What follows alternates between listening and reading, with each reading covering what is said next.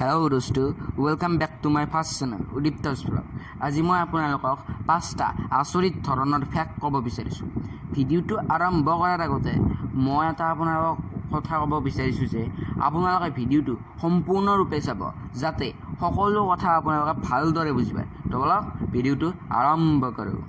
1 number ফেক্টটো হৈছে গোটেই চৰাইৰ ভিতৰত লয়েল বাৰ্ড নামেৰে এলবাট্ৰছ চৰাইটোক জনা যায়।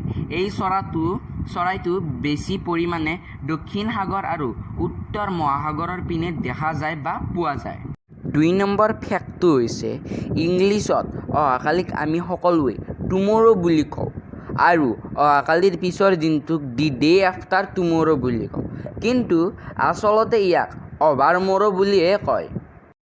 3 নম্বৰ ফেক্টটো হৈছে প্ৰত্যেক 19 বছৰ পিছত এনেকুৱা এটা ফেব্ৰুৱাৰী মাহ আহে য'ত পূৰ্ণিমা নাথাকে, আৰু সেই স্পেচিয়েল মাহটো 2037 চনত আহিব।